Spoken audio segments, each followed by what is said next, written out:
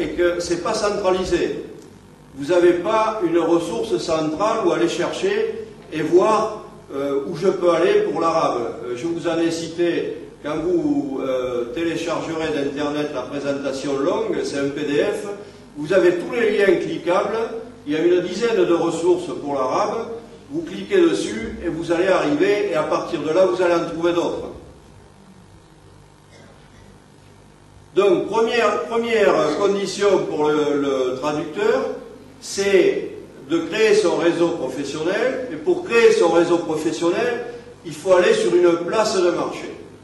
C'est indispensable, ça va vous faire rentrer en contact avec des collègues qui ont les mêmes problèmes que vous. En général, sur ces places de marché, dans les forums, il y a toutes les réponses à vos questions, parce que les questions que vous vous posez aujourd'hui, les aînés se les sont posées exactement les mêmes il y a 10 ans, il y a 20 ans. Bon, il y a 20 ans, il n'y avait pas Internet, mais il y a 10 ans, PROS, les premiers forums remontent à 1999.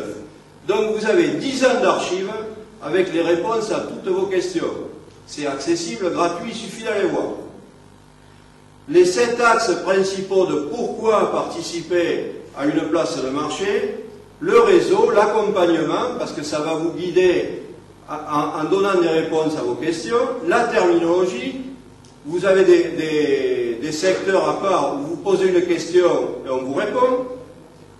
La participation, parce qu'en participant, le seul moyen de savoir qui sont vos collègues, c'est de participer aux discussions, à la terminologie. Et il va y avoir des affinités qui vont se créer. Et donc, vous allez trouver des collègues avec qui vous serez amenés à travailler à l'avenir, ou pas, parce qu'on trouve les sérieux et les pas sérieux.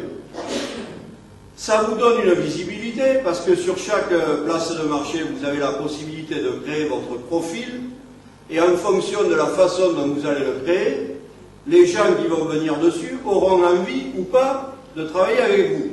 Donc c'est à voir comment, la meilleure moyen d'avoir une bonne visibilité. Le travail, parce qu'évidemment, sur ces places de marché, on trouve du travail. Il y a des requêtes, des agences, des clients directs, pas trop. Si je devais faire un pourcentage, je dirais 90% d'agences, 10% de clients directs. Par contre, les clients directs, vous les trouvez à moyenne échéance grâce au réseau.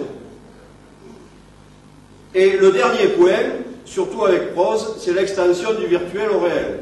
C'est-à-dire qu'ils organisent assez souvent des réunions dans différents pays, et là vous pouvez y aller et vous rencontrer en personne vos collègues. C'est autre chose que derrière un écran.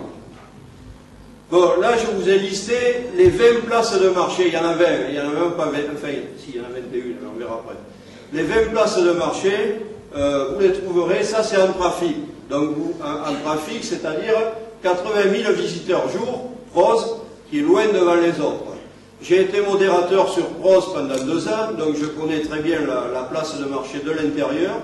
Et je peux vous dire que c'est une place de marché très très sérieuse.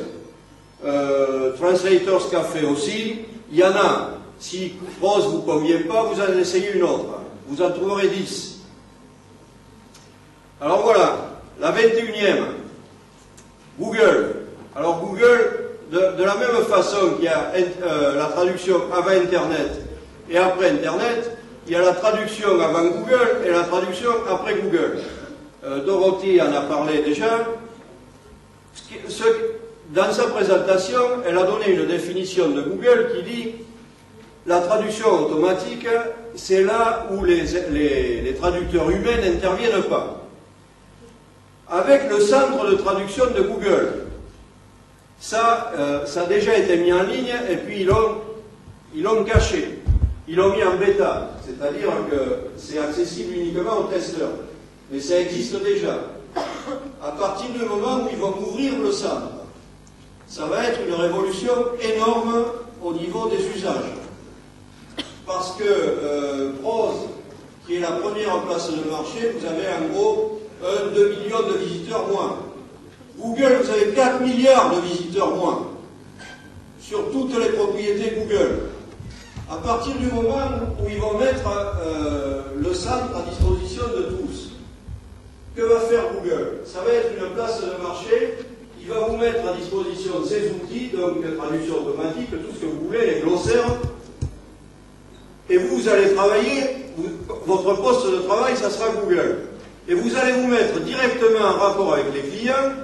Vous pourrez travailler gratuitement ou en payant. Ça dépendra uniquement des accords client-traducteur. Il n'y aura pas d'intermédiaire. Fini les intermédiaires. Pas d'agence de traduction, rien. Donc imaginez le bouleversement que ça va être. Alors, les ressources du web, ça ne se limite pas aux places de marché. Ça se limite, enfin c'est illimité, pardon, c'est illimité. Mais vous avez les ressources spécifiques pour les traducteurs, et ensuite vous avez les ressources grand public. Là, vous avez ce que j'appelle la boîte à outils. Je vous répète, vous aurez tous les liens actifs, vous cliquez dessus. Derrière cette boîte à outils, vous avez 450 services gratuits, immédiatement utilisables en fonction de vos besoins. C'est-à-dire, aujourd'hui, pour créer un site internet, vous n'avez plus besoin de savoir coder, vous avez des formats, il suffit de mettre les données dedans, c'est gratuit, il n'y a rien à savoir, il n'y a pas de code à savoir, vous y allez, vous cliquez, vous vous inscrivez, et ça part. Alors, c'est à partir de là que commencent les liens. Tous les critères que vous voyez dans la présentation PDF, je vous ai dit, vous avez à peu près 400 liens. Donc tout ça, c'est détaillé par lien. Il suffit de cliquer, d'aller voir et de vous faire une idée. C'est très très riche. Vous pouvez y passer un mois, vous n'aurez pas épuisé le sujet, en faisant que ça toute la journée. Donc, ce qui est important, c'est que vous sachiez ce que vous voulez trouver. La veille, c'est primordial. La veille, ça fonctionne essentiellement avec ce qu'on appelle la syndication, les flux RSS. C'est-à-dire que chaque ressource que vous trouvez, vous mettez le flux dans votre lecteur de flux et ça vous tient au courant en permanence, plusieurs fois par jour, de ce qui se passe. Et vous pouvez faire des veilles par langue, par secteur, c'est-à-dire des veilles ciblées sur votre marché.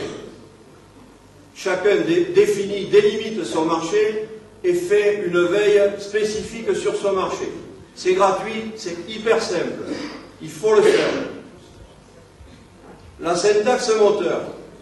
J'ai créé un moteur de recherche. Comment? C'est simple. Google vous met la possibilité, vous met à disposition la possibilité de vous créer votre propre moteur.